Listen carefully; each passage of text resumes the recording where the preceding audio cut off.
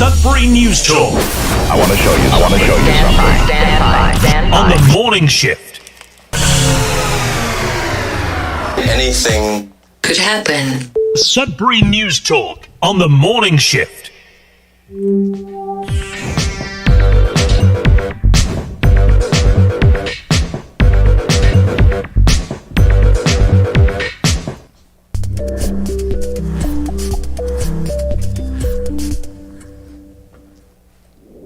All right, and good morning. Welcome to Sudbury News Talk. On the morning shift, I'm AJ Walsh. Glad to be here with you. Thanks for being with us.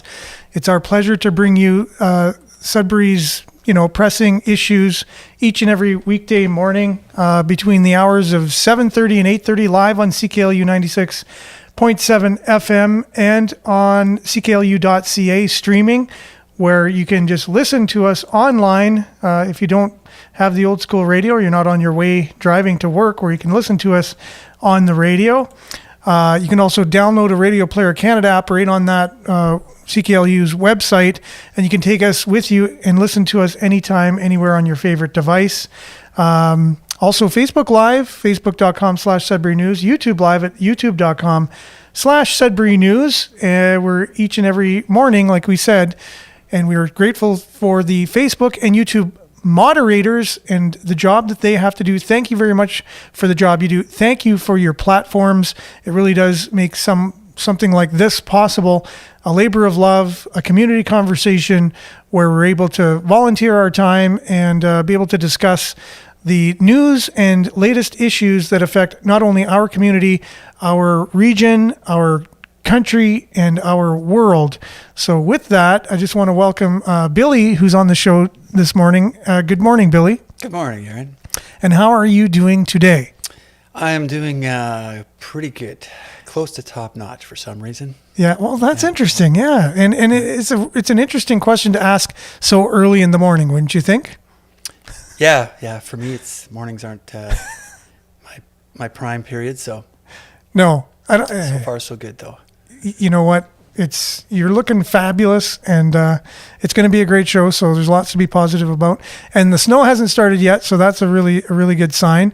Good morning, Chris. Thanks for being with us this morning. We got a bunch of people already jumping on. Our bus is canceled this morning because they are running in Sturgeon. Yeah, I think as far as I know, I haven't seen anything indicating that buses were canceled today. However, there was supposed to be snow late last night. We'll get into that in the weather, but there's no snow currently. Good morning, Tracy. Thanks for being with us. Hey, live from Italy, it's a Nick. Wow, thanks for chiming in, Nick. I hope you're having a really great time. Yes, we miss you too. It'd be great to maybe have you, I don't know if it's possible to come on the show from Italy or not, but I did open the guest feature there, so if you were able to jump on, you're welcome to do that. Good morning, Monique. Thanks for being with us this morning. Going to be a great show. Currently it's 7:30 here. I wonder what time it is in Italy at the moment. We'll get that answer in a second, and also we'll know what's happening with the weather and sports. We'll be back with all of y'all comments and Billy and breaking down the headlines right after weather and sports.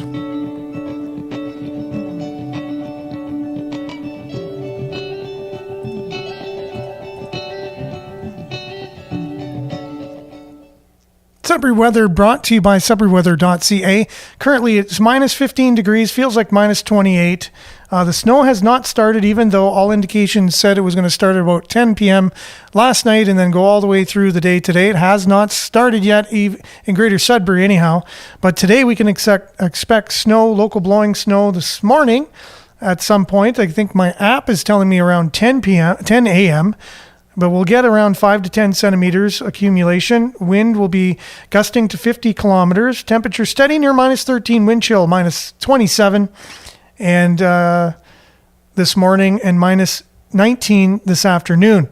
Tonight, periods of light snow ending near midnight, then mainly cloudy. 30% chance of flurries, about 2 centimeters worth.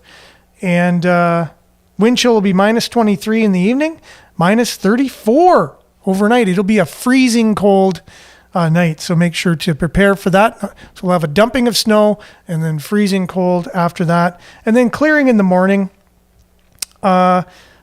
The high of -12 tomorrow, wind chill -36 in the morning and then -15 in the afternoon. Risk of frostbite, obviously, with cold temperatures that cold. Again, so Friday, looking at your long range, Friday clearing -12. Saturday, 60% chance of flurries, -8 is your high. Sunday, 40% chance of flurries, -4 as it gets a little bit milder. But then again, there's more chance of flurries, 40% chance of flurries for Monday, high of -5, and then 60% chance of flurries on Tuesday, high of -3. And that's all I'm going to say for now. They're saying it's going to clear after that. Who knows going that far into the future? A look at your satellite, however, shows this big system. The whole United States has a huge system moving across, and we're just at the top of it. So and that's probably why we didn't get anything yet.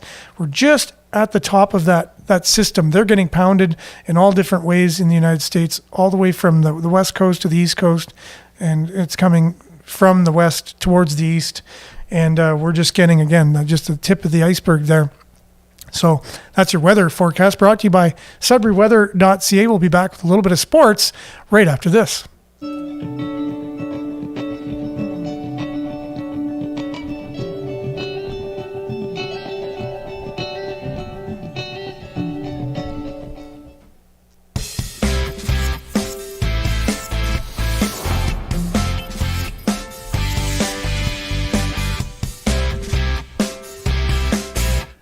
And Sudbury Sports brought to you by SudburySports.com. That is Randy Pascal's website where he reports all things Sudbury Sports. Visit SudburySports.com. Sudbury Wolves will be in action this weekend on the road. They're going to face Niagara on Friday. They're going to head to Pennsylvania, Erie Otters on Saturday, and then Hamilton on Sunday. A tough road trip for the Sudbury Wolves. They have not done as good on the road as they have done on home ice, unfortunately, and these points are very important for them to, if they're going to have any hopes of making the playoffs.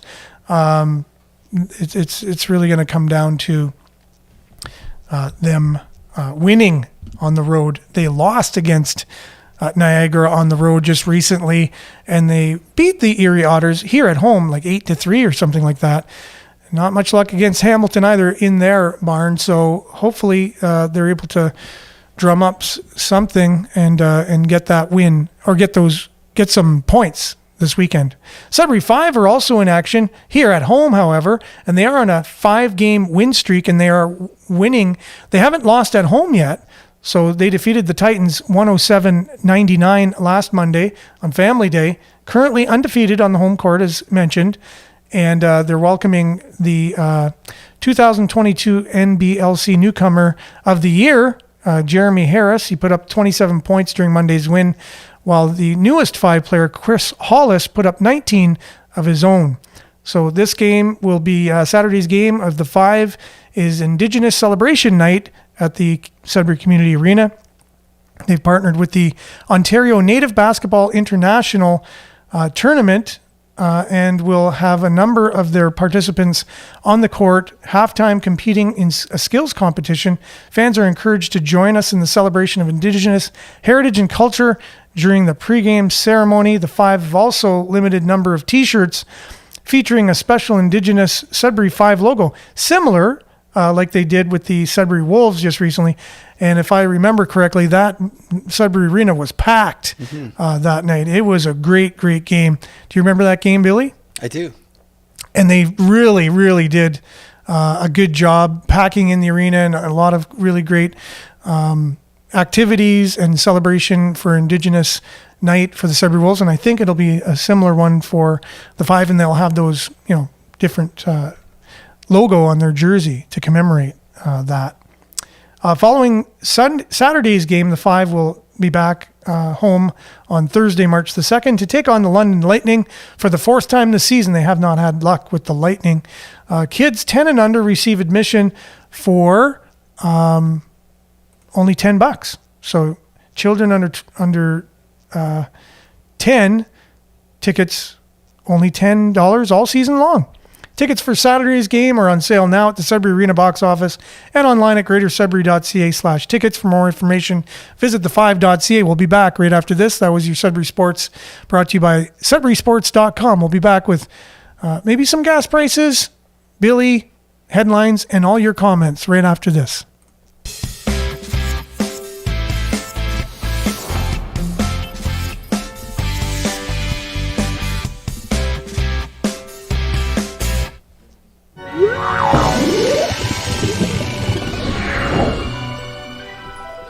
All right, gas prices brought to you by gasbuddy.ca. You can just type in gasbuddy.ca/Sudbury and you can get all the latest gas prices. Currently, the cheapest in town, it's not Costco. So I guess that's breaking news at the moment. Pioneer on the Kingsway, 140.3. UPI Energy in Chelmsford, 141. Costco, 141.9. It's the third cheapest in town. And then Pioneer in Chelmsford, 145, and then onward. I guess gas prices went up, and Costco. What's going on there? I don't know. That's strange that gas prices went up. You know, we're not used to that at all. So check out all the latest gas prices on gasbuddy.ca/Sudbury for all the latest. We'll be back with news headlines right after this.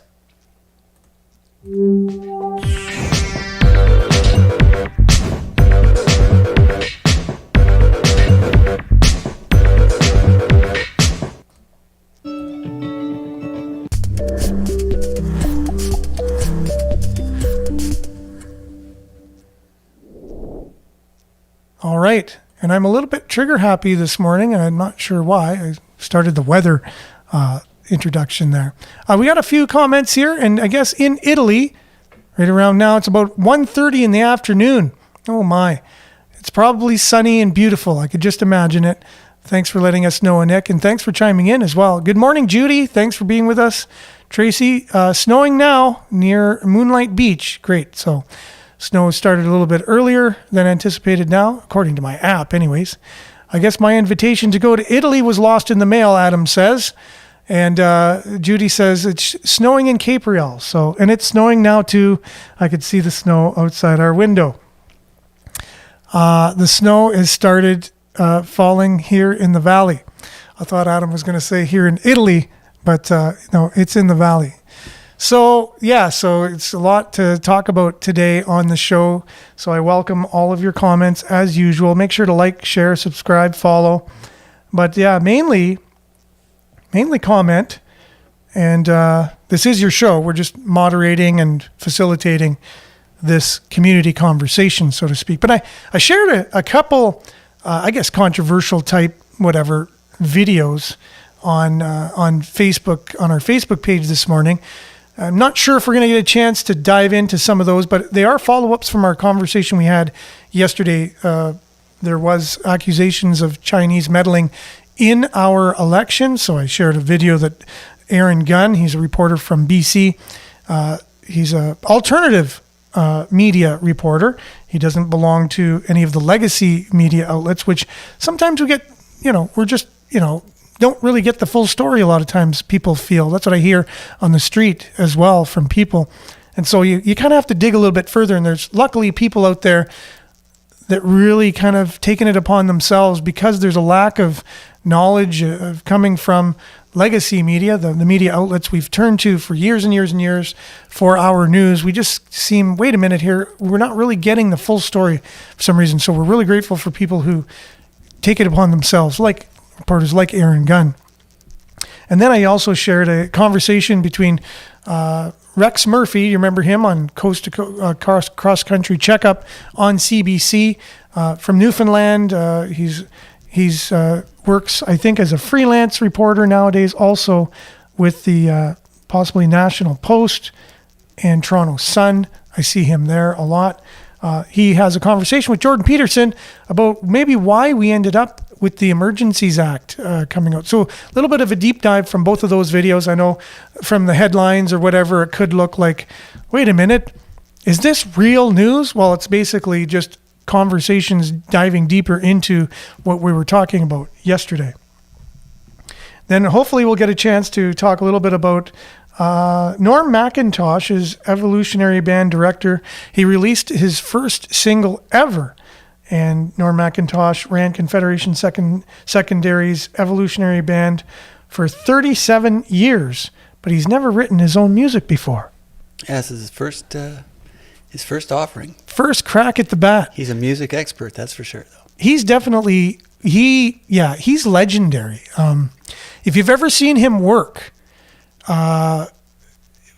he has his own flavor. Now, if you don't know his personality and you just saw him, if you just kind of ended up coming into the evolutionary band's practice or a live show, you would think, oh my, like this guy is very harsh.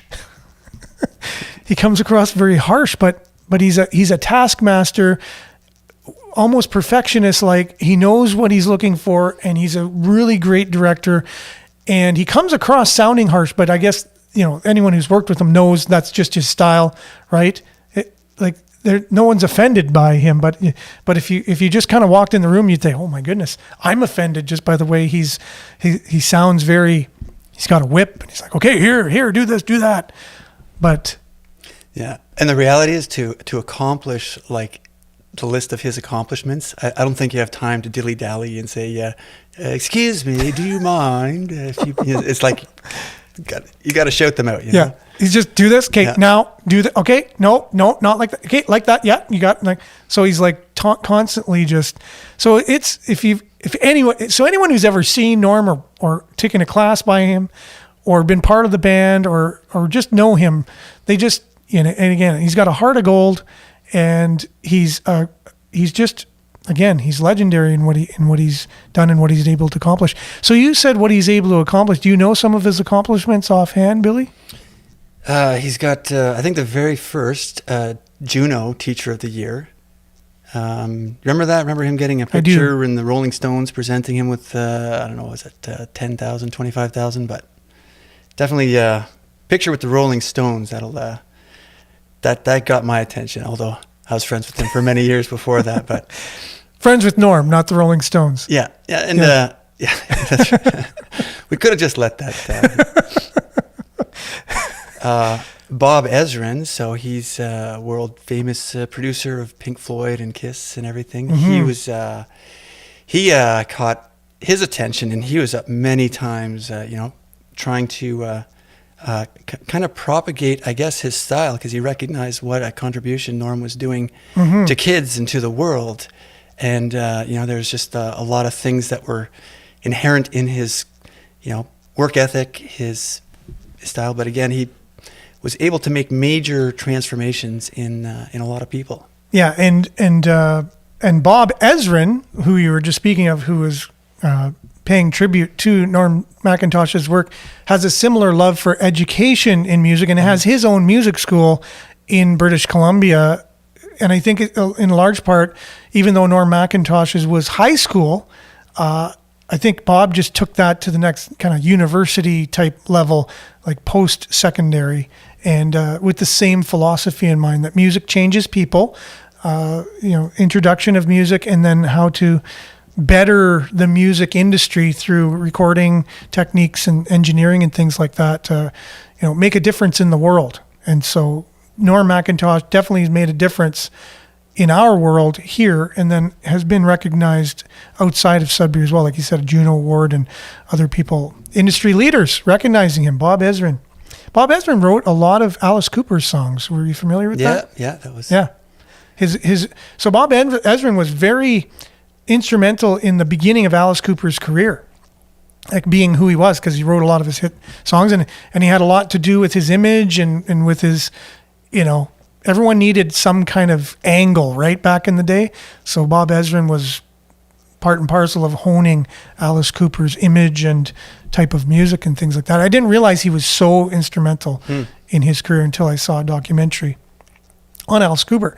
And then that's what led to Bob Ezrin going on to work with Kiss in the Destroyer album, I believe it was. Yeah. And Beth, I think he wrote Beth or was part of that, or the whole instrumental part of Beth, hit song from Kiss.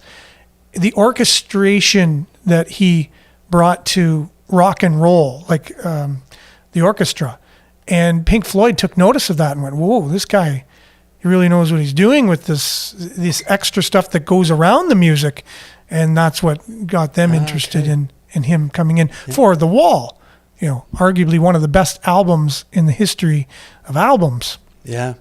It's interesting too that The Wall has kind of like a critique of the education system in it as well. And that was, you know, again, that's sort of Bob Ezrin's energy, not so much the critique, but it's sort of connected to, you know, we got to draw attention to it and improve it. So. Exactly.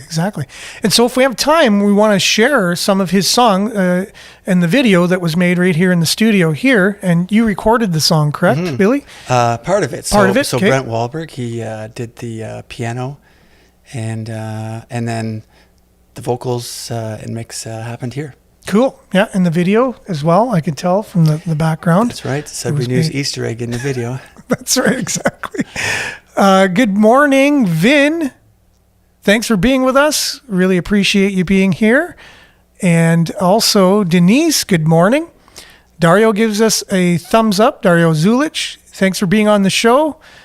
So Vin Scott says, everything in the world held together by vibrations, be it light, sound, or physical form. Thank you very much for that. Yes, music just does something for our soul. There's just something about it. Both Billy and I have been musicians since we can remember, and we definitely agree with you on that one. Sorry for speaking for you, Billy. 100%. I thought I could do that. Speaking my language. Good morning, Julia. Thanks for being with us this morning. Got a great show here today.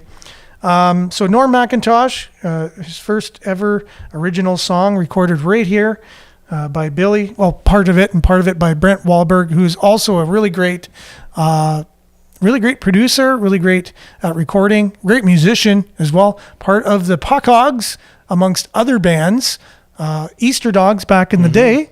That's there's so much pedigree to talk about. We could also have a music only show, I'm thinking here. You know what I mean? We could have a music podcast. Well, this is sort of turning into that, yeah. Oh my goodness, that's what it is to this morning.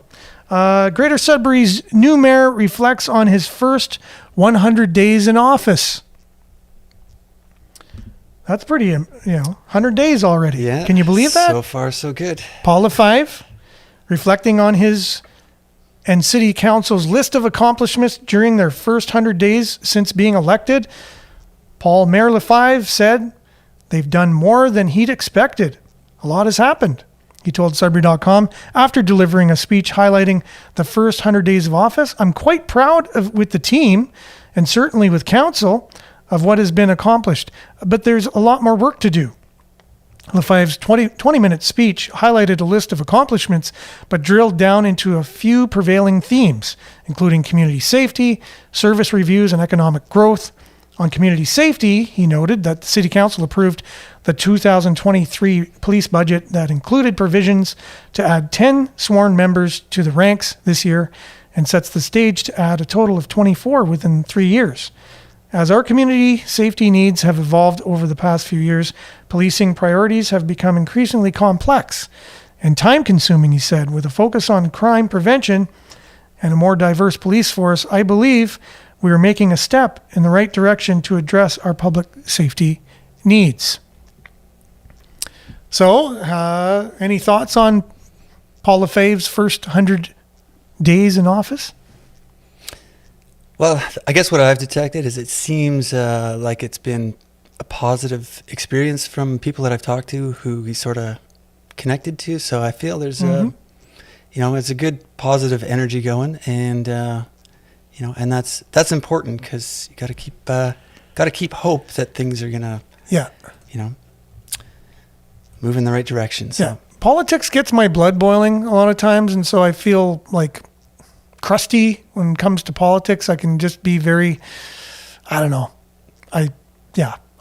Well, we need those critics. It's mostly a critic, but so far, Paul Lefebvre has done a good job in the public sphere. He's done, I think, a better job already. We're getting the vibe from our former mayor and the relationship he had with council. Am I right on that one at all? Like just the public's perception of what you know, the new mayor brings. Yeah. Yeah. It seems like he's working hard and he's trying, and his heart's in the right place. So this is positive movement. So yeah, definitely. I get that. And I get that most people are kind of behind him. Good morning, Bob. Hope you're doing great. And I hope you also have a beautiful day. If the snow, it doesn't look like heavy snow, which is great. If it just continues light like that, I'll be happy. So Vince says skeptical is the word we're looking for, and you are right. I am skeptical when it comes to politicians because I believe they're there to represent us, and they do need to be held accountable. And I just believe over recent years we've seen a decline in that. We've seen politicians seem to get further and further away from public accountability. You know, the news will say, oh, and this happened, and we reached out to them, but to their office for comment, but nothing yet, you know. And you start hearing those trends from those that are paid from our tax dollars to represent us. And there's less and less communication, first of all, with the voters, citizens. And then there's also less accountability, or just, I don't need to answer to that or whatever, through just not saying anything or just saying no comment or whatever, just putting the hand up kind of thing at citizens. And what is that? Like, what is the end result of politicians treating voters like that, Billy? Well, I think you get a disengaged. Well, what comes first, chicken or the egg? Is it a disengaged public that leads to the political arena becoming like that?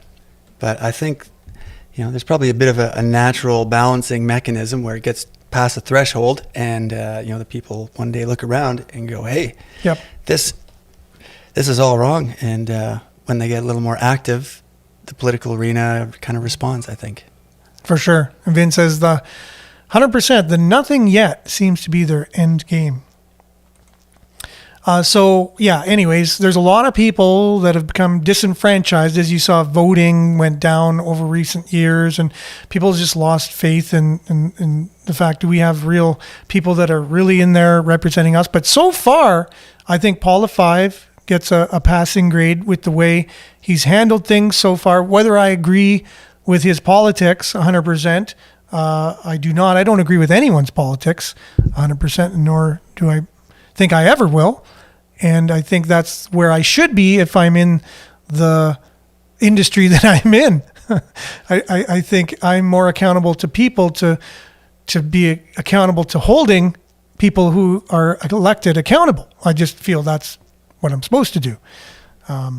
And luckily I feel comfortable in those shoes. But so far, I think Paul has done a good job. That's Gloria also commenting on our Facebook page, doing a great job. Paula Fave, following you on the money. Did you hear the announcement yesterday that they're sawing the Junction East project, the budget, from $98 million to $65 million? Yeah.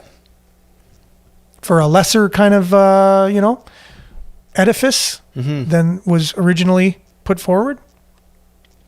Yeah, that seems... Yeah. I think that's a step in the right direction. Step in the right direction. That's what we've been talking about, right? Why are we building this totally, $100 million building? And I still don't even agree with the $65 million one. So I'm still like, okay, that's a good step. It's still $65 million. And what do you think that $65 million is going to turn into when they start building? That's a good point. Right? So is this just an optics thing, just to kind of like say, okay, appease the people that are, against it or whatever, and say, well, we're just going to kind of scale it down and whatever. But then at the end of the day, there was nothing we can do. Costs went up and this, that, and the other. And it's still going to cost money to maintain. It's not bringing in any revenue whatsoever, right? So that's interesting. Now I'm going to try to do something a little bit different. So where is the junction? So that would be right where the STC currently is, the Sudbury Theatre Center. Right next to it? I think that gets torn down as far as I know, because it's going to be right there. Like, I can't see it. There'd be no parking for the STC. like that's where it's going, like right in that area. Shaughnessy, whatever. So the plans are online. You could Google it, look it up, whatever. As far as I know. Yeah. I guess I should do that. That's a disclaimer. I guess I should do that. Okay, we're going to try. I'm making a lot of judgments without knowing anything about it. Going to try something a little bit different. Going to take a little bit of a station identification, a little bit of a thing that I want to start doing, and I haven't done yet, and I'm doing this in real time. So we'll be back with more Sudbury News Talk right after this. Ladies and gentlemen, we're back with our leading contestant, Mr. Chester Westerfield, who gets to move on to the bonus round. Yeah. Come on up here, Chest. Yes. We need you to choose 4 letters. Choose the correct letters, and you win the grand prize. Okay. Choose your first letter, Chest. First, I'll take a th, That is absolutely correct. Letter number 2. and now I'll take a K. Wonderful, Chest. 2 more letters, and you win. Choose your third letter. Okay, L. Unbelievable, Chester. 1 more letter, and you win the grand prize. What letter do you choose? I say J. I'm sorry, Chester. That is the incorrect letter. We were looking for the letter U.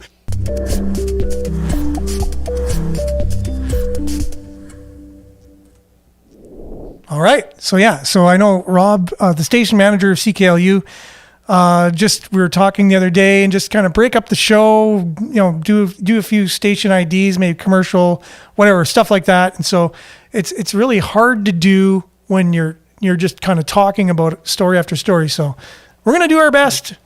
That was a good one. That was funny. Yeah, I do like that game show one. It's a good one for sure.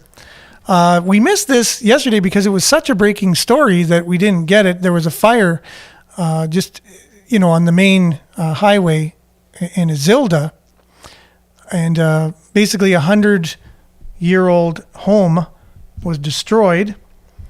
Let's see here. So overnight fire burns vacant Chelmsford area home following an overnight fire. This was not last night, but the night before. An older vacant home on Monte Principal in the Chelmsford area. Greater Sudbury Fire Services Deputy Chief Jesse O'Shell said, "We have reason to believe the fire to be suspicious. We've already been in contact with the fire marshal, Greater Sudbury Police Service, who we will determine next steps," he said. The deputy fire chief said Municipal Road 15 remained closed during the fire, so that way they could deal with the fire. The detour was there, and then they opened the road shortly after that. O'Shell said firefighters were called out at around 2:30 a.m. February 22nd. He describes the building as a vacant residential home built more than 100 years ago on a farming area. The owner doesn't reside there or use the home as his home. So I don't know if that was squatters or what, but definitely it looks suspicious. So, I did it again. My goodness, I'm just not doing well with my operational skills this morning on the switcher. Anyways, so next headline: Trudeau knocks Pierre Poilievre's simplistic call to close Roxham Road. Are you up on this at all, Billy? We got people walking across our border for a long time illegally. I caught a bit of your show yesterday. Oh, drive yes. into work. So that was my kind of introduction to it. I had no idea about that. This has been going on for years. Thousands and thousands and thousands of illegal immigrants walking across our border and then into Quebec, and then Quebec basically saying they can't handle it anymore. They don't have the infrastructure, which isn't a surprise, and that they started shipping them to Ontario.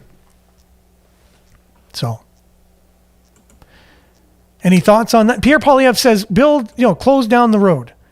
And Justin Trudeau says that's way too simplistic of an idea. We have thousands and thousands and thousands of kilometers of open border. They'll just find another way to get through.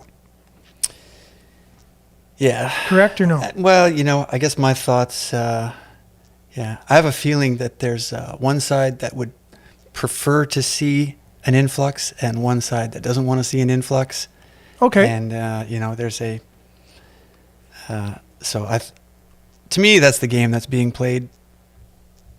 So Yeah. I would probably side with the Well, I'd definitely side. I think in this case that you kind of need to know who's coming into the country. And So Justin Trudeau says the way to handle this is to negotiate with the government of the United States and basically make a policy with them to help slow down the illegal migration of illegal immigrants. So they're going to make a law with the United States. And people that are already breaking the law are going to say, oh, there's a new law. We shouldn't go. Right? Is that what's going to happen? yeah, it reminds me of this scene in Game of Thrones where they've got all this articulate minutia in the law so that people kind of perceive that there's a law. And then at the end of it, it comes down to the king or the queen gets to select the law or trial by combat, where they have their big monster of a guy take on the guy in the ring, and whoever, it's a fight to the death. But Yeah. it's a bit of a bit of a deception because people keep their minds are entangled in the law. They still sort of think there's a law, but really that law is not applicable at all. They're always going to select this. Yeah. That might have been a long shot analogy, but that's what came to me. Well, any Game of Thrones people will definitely know what you're talking about, and that is a very popular show. So you're going to have a lot of people understanding what you're talking about. Vin says, has that helped the United States with Mexico? The answer to that would probably be, that's my guess anyways. They've had, 4 million illegal people walking through in the last Yeah. 2 years? Something like that anyways? Yeah. That's like half Toronto. Just coming into the country illegally. Like, who know? And do we know who these people are? Do we know what their backgrounds are? Do we know if they are serial killers? Do we know if, do we know? There might be really great people too. They might be doctors and lawyers that are really well off in their countries, but just think they'll be even more well off being a refugee illegally in a country they're not familiar with. Yeah. I think, again, this is kind of partly related, but remember Marshall McLuhan, that guy? He's got... I do. The media is the message or the method? Yeah. He also had this World War III quote, and I was just thinking of it today. It's a guerrilla information war with no division between military and civilian participation. So, I've always kind of had this feeling that there's stuff going on. Much, the media sort of presents, packages it. Package it in a certain way. Sells it. But I think there's something else going on there. That's crazy. That's a line from Crazy Train, right? The media sells it. Is it? Yeah, it's but I forget the next line. So basically, he's going crazy. He's going off the rails on the Crazy Train, and he's talking about how the world is kind of crazy. This happens, the media sells it, and then whatever. So, yeah. Anyways, Ozzy Osbourne was onto that as well. Yeah. Keeping with our musical theme today, and then government. Currently, here's the story we've found. Canadian military says it has stopped China surveillance in Arctic waters. The Department of National Defense and Canadian Armed Forces confirm that they are aware of recent efforts by China to conduct surveillance operations in Canadian airspace and waters. Interesting stuff. China is interested in Canada somehow. We got the balloons flying over. We're not sure whether they're just weather balloons, were they Chinese, related balloons. We still don't have much in terms of information on what these flying objects were, why we shot them down, when we found them, what did we find? Like, what did we find from these things that were shot down? Anything yet? I don't understand. It's weird. Vin says, at least with Roxham Road, it acts as a funnel, and maybe the policy as what is to be done after they enter there is a better reaction. True, yeah, something like that, or just stopping them from getting on into the funnel itself, and then it makes it harder for them to find other ways. I do agree with that ideology as well. Like, if you block easy access, then you're going to limit the amount of people. If you make it easier, you're going to increase the amount of people. It's just it's science. You make it easy, more. You make it harder, less. It's pretty easy. So Pierre Poilievre might have a point there. If we can just close down Moxham, I keep thinking of Sudbury, Moxham Road, and it's Roxham Road in Quebec. Can't anyone seek asylum at any border? Yes, that is true. That is like a legal way of entering a country without the standard immigration, coming in, getting a visa, all those things, using the channels. So there has been something in place already for seeking asylum, but that's not what these people kind of are doing. They're just coming in droves and seeking asylum from what? You know what I mean? Like, seeking asylum, they're not seeking asylum from their countries at war. They're not seeking asylum because they've been displaced. They're just coming in. Well, there could be a mixture there. Like, there probably is like some legitimate, I think, in those cases, but there's probably also a lot of, and it must be really frustrating for the people in the line. It's like when you're in a traffic merge line and it's like the one just never moves. It's like the other people always go to the front.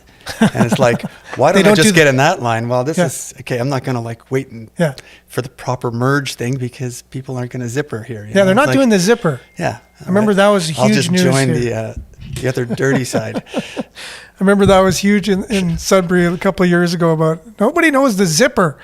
Which is true. Sudbury drivers, we don't merge the same. In bigger cities, they understand because traffic is so, it's always, rush hour is crazy. And so you got to learn to merge and all these things. Whereas here, we had never really learned that. Now, Adam is saying China wasn't spying. They were just trying to give Trudeau more money to continue doing their bidding. Possibly. And on that note, good segue, Adam. Thank you. Headline from ctvnews.ca. Liberals dragging their feet on foreign interference, says defeated MP named as Chinese election target. Conservative politician who says he was targeted by Chinese efforts to defeat conservatives during the 2021 federal campaign is accusing the Liberal government of dragging their feet, calling for more than talking points when it comes to addressing foreign interference. And we do have a video on that, and might as well just go into that now. Aaron Gunn, who's a reporter from BC, he's an alternative media reporter talking about this very thing. And we'll just have his comments here, get everything ready, and we'll be back right after this.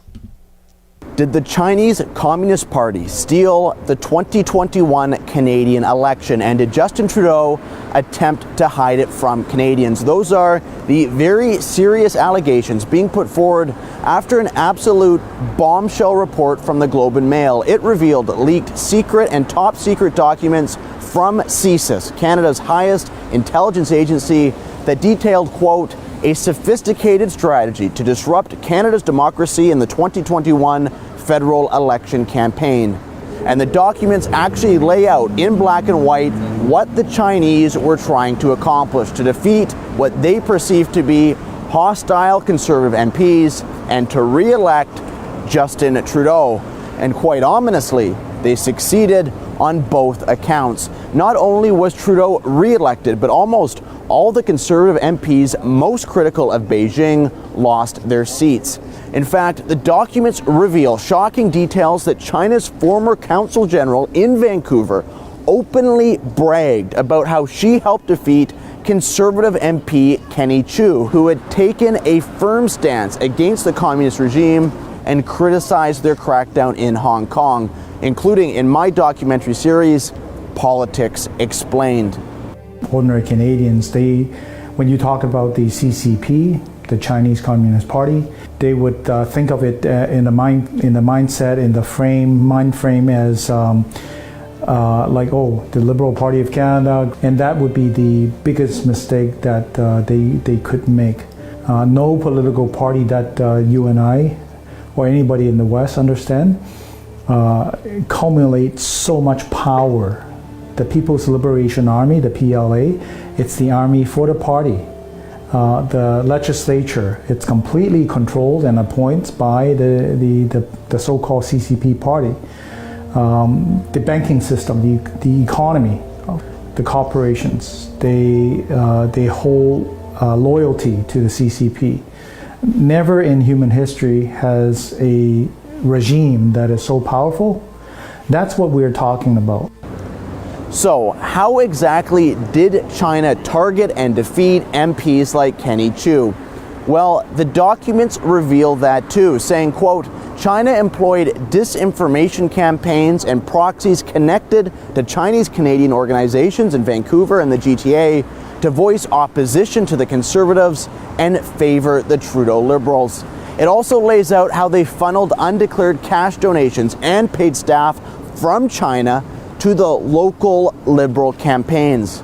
But as concerning as this election interference is, what might be even worse is the fact we are finding out about it, not from our own government or police, but from a whistleblower and a newspaper. In fact, our own Prime Minister alleged to the public there was no meddling at all as recently as last November, even though the Globe reported he had received an intelligence briefing on just that earlier that same year. A contradiction that opposition leader Pierre Poilievre pounced on. First of all, with regards to the Globe story, it's clear that Justin Trudeau has been covering up the interference of the authoritarian regime in Beijing. He claims he never knew anything about it. But is it really believable? Is it really believable that our foreign intel, is it really believable that CSIS would write an entire report and share it with foreign governments without actually telling our own Prime Minister? Is it really believable that the many reports that have been written over the last 4 years about this, that have now come to light in newspapers because they've been leaked by courageous whistleblowers inside our intelligence apparatus, never were brought before the Prime Minister of Canada? Of course that is not believable. Justin Trudeau knew about this interference, and he covered it up because he benefited from it. He is perfectly happy to let a foreign authoritarian government interfere in our elections as long as they're helping him. Look, in light of all this information, I think it would be worthwhile for Canadians to ask themselves two very important questions. One, why was the Chinese regime so desperate to have Justin Trudeau re-elected Prime Minister? And two, how long did Trudeau know about the scale of meddling in the last election? And once he found out, why did he not disclose it to Canadians? We need to remember that this is a regime that has repressed its own people, threatened to invade its neighbors, and literally kidnapped 2 Canadian citizens. If we want to remain a sovereign and credible country, not only do we have to stand up to any kind of this belligerent behavior, but the political leaders who benefited from it most need to be the first to call it out. Well, I think Aaron Gunn's almost as good as a CBC reporter there, I would think. He's almost up to par. What do you think, Billy? Oh, that was chock full of information. Yeah. So CSIS, well, good on the Globe and Mail for. I remember coming across that article. Did you read it? No, I did not read all of it. Okay. Did you skim it? Did you peruse it? I saw it and my eyes popped a little bit. Oh, look at that. CSIS reporting. I remember CSIS kind of always, like even over the past couple of decades, there's been they they would do these warnings about, oh, there's some heavy-duty Chinese interference going on here. I do remember that myself, 100%. I remember before the election they were saying, there's some suspicious things going on here. We just wanted to, and they were alerting us. Which is really weird for the Secret Service to just kind of come public and alert everyone on it so that we can all be on guard, kind of thing. But the Prime Minister apparently didn't get that memo. Yeah, well, maybe they're not all on the same side. Maybe he's just too busy helping Canadians. That's my Justin Trudeau impression. Yeah. He says that a lot. Yeah, no, you did good. We're helping Canadians. Yeah. It's just like, okay, well, how? Don't say it, do it, kind of thing. But anyway, so he, he said he's denying this, that there was any meddling whatsoever. And even though the person that represents China in British Columbia said, we defeated the people and we got the people who got elected. They came right out and admitted it. So shouldn't that person then say, well, what did you mean by you did it? How did you do it then? Mm-hmm. Like, that's on public record. She's basically saying, I represent China and we got these people elected. So that in and of itself, why wouldn't CTV, dig a little bit more into that, or CBC? I'm not sure. So Kara goes back to the whole zipper thing. She says, the zipper merge, or use the signal light. Seems a lot of people forget they have one. And I agree with that too. I don't know how many times I'm coming out of somewhere, a busy street, and a car's coming, so I'm waiting for them to pass, so that I can pull out on the street.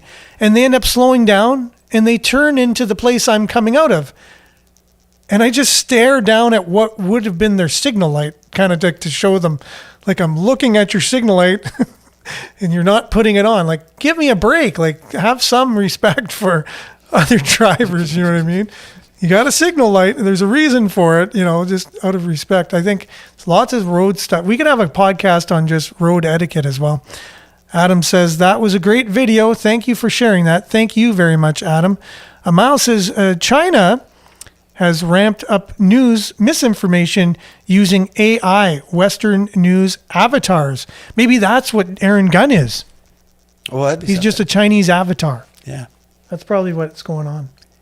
It's not really helping their cause as far as I can tell, but yeah. Using AI, Western news avatars in China, I would assume, right? Like, to show, like, this is what the West is doing, even though it's not. They're just kind of making it up and then getting their people to back up all kinds of misinformation about the West. I'm assuming that's what you're talking about, Miles. And AI, I think we've really not talked about the AI, how it's just really come in with guns a-blazing into our society just recently. A lot of people love it. I know, spoke to one person recently who used it, and it's done really good things for them. Like, let's say writing a letter or writing an email, and you just can't think of the words, and you think, okay, write me an email that says, thank you for your service, and you've been a really great employee, and blah, blah, blah. This is what I want you to say, and it will craft the most amazing email for you. You don't even have to think. However, they used I think it was the new Microsoft AI, how they adopted a AI kind of feature into their Bing. So they said, write us, or maybe it was that or another AI thing. They said, write us a letter praising Donald Trump. And it said, I cannot do that. It wouldn't do it. And then it said, write me a letter praising Joe Biden. And it went on and on about all of Joe Biden's accomplishments and whatever. So whoever was at the beginning of that technology had a political leaning already and had biases that are made into the AI. Now, I use that as an example. Am I a Trump supporter? I am a truth supporter. If anyone comes out and is going to be legit and honest, that's what I support.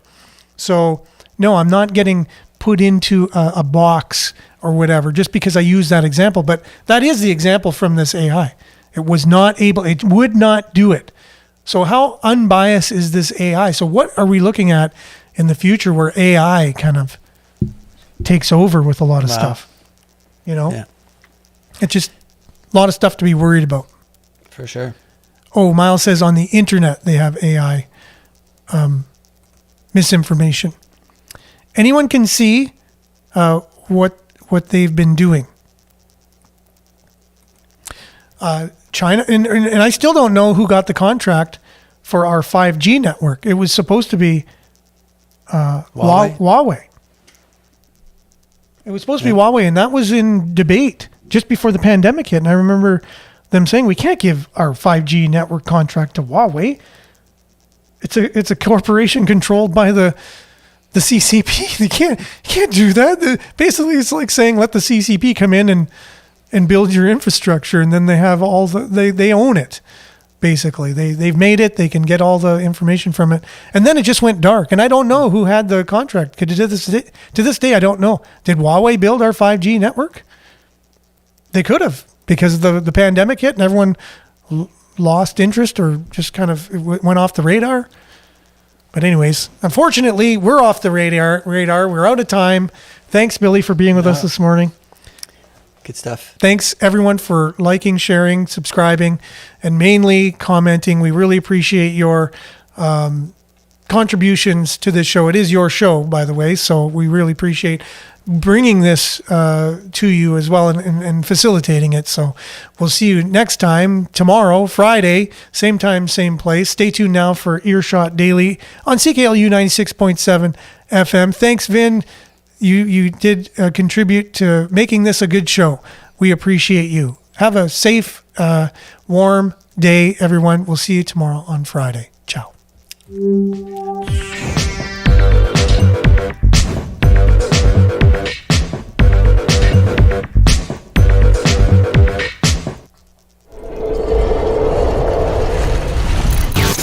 This is Sudbury News Talk on the morning shift.